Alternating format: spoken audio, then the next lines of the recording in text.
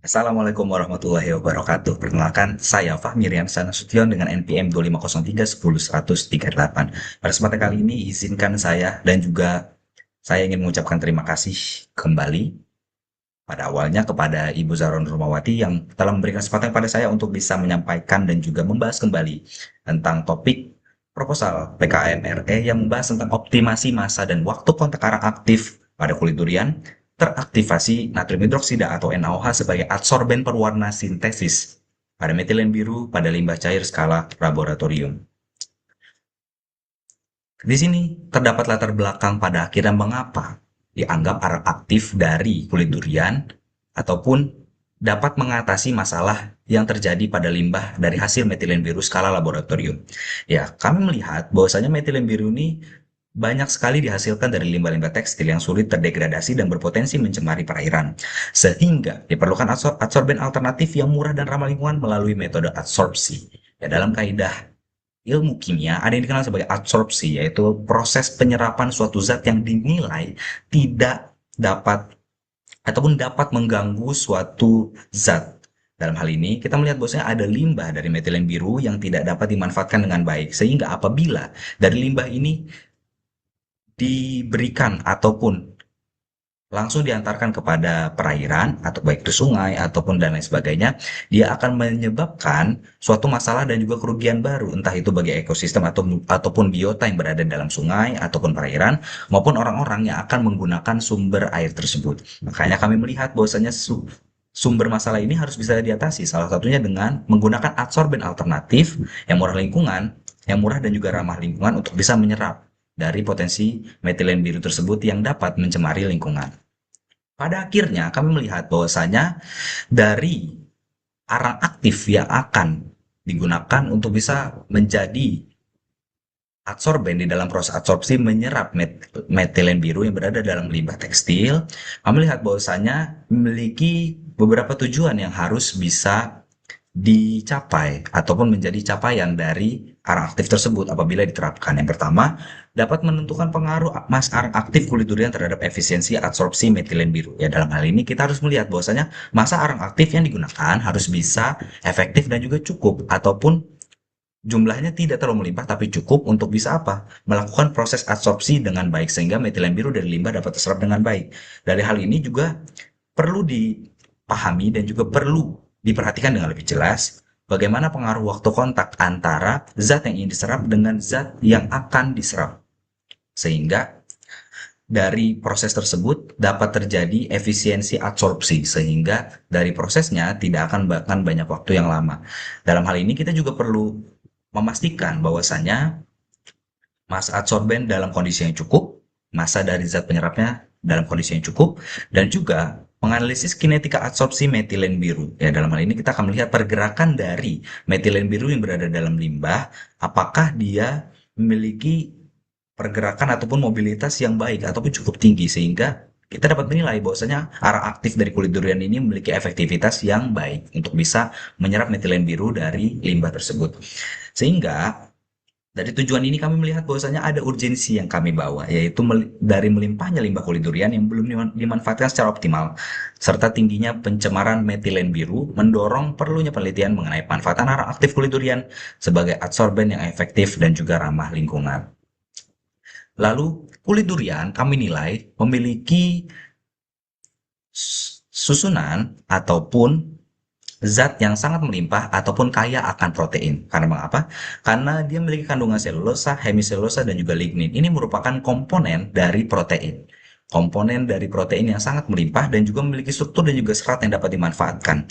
Karena lignin merupakan salah satu bentuk struktur dan juga serat yang sangat berharga pada industri tekstil dan juga industri kertas. Sehingga kami melihat bahwasanya kulit durian yang kaya akan selulosa, hemiselulosa, dan juga lignin dapat dimanfaatkan untuk bentuk-bentuk hal-hal lainnya, tidak hanya di dalam industri tersebut. Dan juga kami lihat bahwasanya apabila industri tersebut memanfaatkan selulosa dan juga lignin, kami juga melihat bahwasanya lignin dan juga selulosa ataupun hemiselulosa dapat dimanfaatkan pula untuk bisa mengatasi permasalahan yang terjadi akibat produksi pada industri tersebut.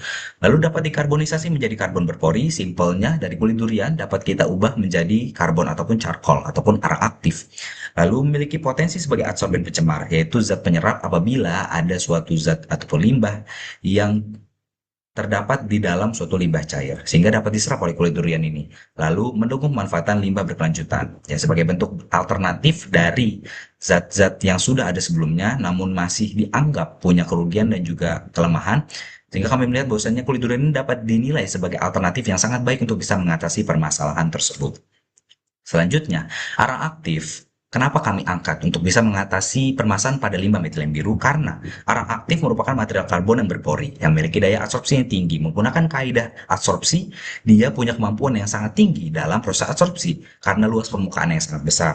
Dan juga aktivasi menggunakan NaOH, natrium hidroksida, dapat meningkatkan jumlah pori sehingga kemampuan absorpsinya menjadi lebih efektif. Arang aktif yang didapatkan dari kulit durian akan diaktifasi terlebih dahulu menggunakan natrium hidroksida, sehingga dari proses aktivasi tersebut akan dihasilkan sebuah arang aktif. Dari arang biasa menjadi arang aktif, dari arang aktif ini akan dimanfaatkan dalam proses adsorpsi. Kemudian, mekanisme dan juga pembuatan arang aktif ini akan sangat spesifik dan juga sangat rinci untuk bisa mendapatkan suatu zat limbah yang akan diserap, yaitu dimulai dari pencucian dan juga pengeringan kulit durian. Ya, kita ingin kulit durian yang akan dimanfaatkan menjadi arang aktif ini akan steril terlebih dahulu ataupun higienis, lalu akan dikarbonisasi pada suhu tinggi dengan oksigen yang terbatas, atau akan dipanaskan dalam sebuah reaktor ataupun akan diubah bentuknya ke dalam dua hal. Yang pertama, mengurangi cairan dari kulit durian pada umumnya ataupun pada awalnya. Lalu yang kedua, diinginkan untuk merubah suatu zat dari yang awalnya padatan menjadi sebuah serbuk. Lalu ketika sudah menjadi serbuk, maka akan direaksikan menggunakan natrium hidroksida, menggunakan larutan NaOH. Fungsi apa? Untuk mengaktifasi agar nantinya ketika arang aktif ini digunakan bisa menyerap ataupun melakukan prosesnya dengan baik ketika diabsorpsi. Lalu setelah diaktifasi, dicuci dengan menggunakan pH netral dan juga pengeringan, biasanya menggunakan Aquades sebagai bentuk bahan yang netral, dicuci sehingga mendapatkan suatu zat yang utuh ataupun murni, lalu dikeringkan untuk bisa menghilangkan zat-zat yang tidak diperlukan. Biasanya untuk menguapkan zat-zat yang tidak diperlukan. Lalu terakhir, dari proses pengeringan juga pencucian pastinya akan menghasilkan gumpalan-gumpalan, sehingga diperlukan proses pengayakan untuk bisa menghasilkan ukuran yang seragam. Kemudian, dalam metode penelitian ini kami juga memiliki indikator untuk bisa memastikan bahwasannya arang aktif yang dihasilkan tidak hanya jadi, tapi memiliki hasil yang mumpuni, yaitu variabel massa adsorben dan juga variabel waktu kontak dan juga kondisi sampel kami gunakan sebagai metode penelitian, di mana variabel massa yang terdapat dalam layar digunakan dalam proses adsorpsi menggunakan variabel waktu kontak yang seperti ada di layar, sehingga dari kondisi sampel yang awalnya yang yang digunakan pada konsentrasi metilen biru sedemikian rupa, dan juga volume larutan digunakan, dan juga pH yang netral, dan juga kecepatan pengadukan sebesar 150 rpm dapat dijadikan indikator keberhasilan bahwasanya dari uji ini dapat dihasilkan arang aktif yang memang sangat efektif untuk bisa digunakan dalam proses absorpsi. Kemudian parameter kami, adanya efisiensi absorpsi dalam bentuk persenan. Biasanya kami melihat bahwasanya dari persen absorpsi yang digunakan, apakah memang efisien dari waktu kontak yang dihasilkan dan juga bentuk proses yang dijalankan apakah efektif. Lalu kapasitas absorpsi, berapa besar absorpsi ataupun berapa besar limbah yang terserap dari proses absorpsi ini. Lalu yang terakhir, menghitung nilai absorbansi menggunakan UV vis. Ya, dari hal ini kita akan melihat menggunakan spektrometer UV vis, kita akan melihat apakah limbah tersebut jumlahnya melimpah yang diserap, dan juga apakah arang aktif ini bekerja dengan baik karena detektor UV vis menggunakan sensor cahaya untuk bisa melihat apakah potensi tersebut dapat berjalan dengan baik. Oke. Dan dari semua hal itu kami juga melihat dan juga ingin menyampaikan pada closing statement ini bahwasanya arang aktif dapat digunakan untuk bisa mengatasi permasalahan lingkungan yang dinilai belum terasasi dengan baik ataupun dinilai oleh banyak orang.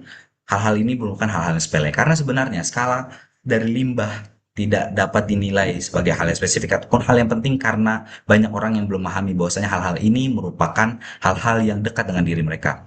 Sungai-sungai yang tercemar ataupun laut-laut yang tercemar ataupun zat-zat yang ada dalam suatu perairan dan digunakan sebagai sumber kehidupan dari manusia, nyatanya juga menjadi permasalahan karena memang adanya limbah-limbah dari laboratorium dan juga limbah-limbah yang terkait dijatuhkan ataupun tidak ditangani dengan baik. Sehingga kami melihat bahwasannya bentuk dari pemanfaatan PKM ini dapat digunakan sebagai alternatif yang baik untuk bisa mengatasi masalah lingkungan. Oke, closing statement dari saya ingin mengakhiri dengan suatu buah penggalan puisi dari Kiai Haji Ahmad Mustafa Basri atau Gus Mus, yaitu berjudul Sajak Palsu. Bahwasanya ia ingin mengatakan bahwa saya lalu di atas tumpukan sampah dan kotoran, kita dirikan replika surga yang mewah, kita pun asik bersandiwara, melupakan bumi yang kian merana. Saya tutup, terima kasih. Wassalamualaikum warahmatullahi wabarakatuh.